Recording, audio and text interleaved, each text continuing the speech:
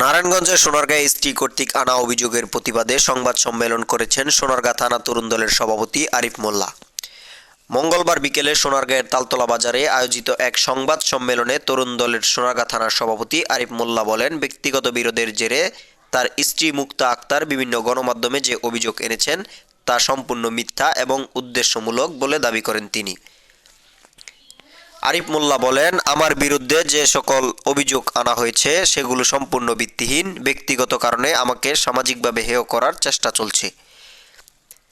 আরিফ মোল্লা জানান, সৌদি আরবে মুক্তা আক্তারের প্রথম স্বামী মারা যাওয়ার পর 2019 সালে তাদের বিয়ে হয়।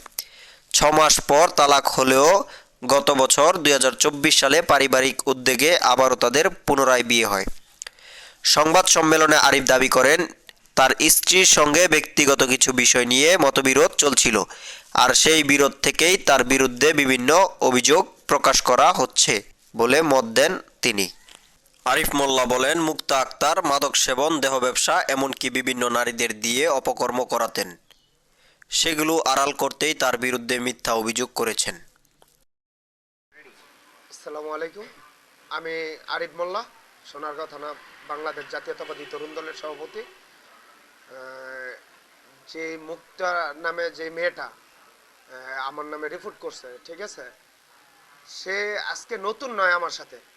সে আমার দীর্ঘদিন যাবৎ ক্ষতি করার চেষ্টা করতেছে, এবং কিভাবে ক্ষতি করার চেষ্টা করতেছে সেটার প্রমাণ এই এলাকাবাসী আছে, এলাকাবাসীর কাছ থেকে জানতে পারবেন আপনারা। সে একই দিনে আরও অনেক দিন আগে, মেবি ওই সময় 2019 সালে আমাকে একটা জমি, আমার কাছে 2টা জমি বিক্রি করে। ওই 2টা জমি বিক্রি করে দুপুরে লাঞ্চের আগে মেয়েদেরকে দিয়ে দেয়, লাঞ্চের পরে আমার কাছে বিক্রি করে।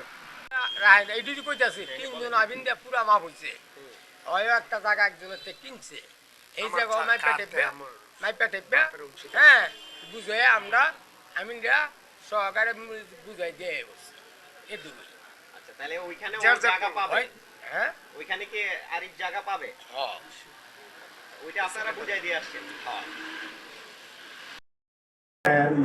মাদককে দইরা একবারে কি দেহ ব্যবসাতে ধরে একবারে বিভিন্ন ধরনের কারেন্সি, এগুলা সামাজিক আমাদের সমাজের আপনারা মোবাইলটা ঘুরে একটু দেখে দিন। অধিকাংশ লোকই এর কেরিয়ার ব্যাপারে জানে। আপনারা প্রতিবাদ করলেন না কেন গ্রামবাসী?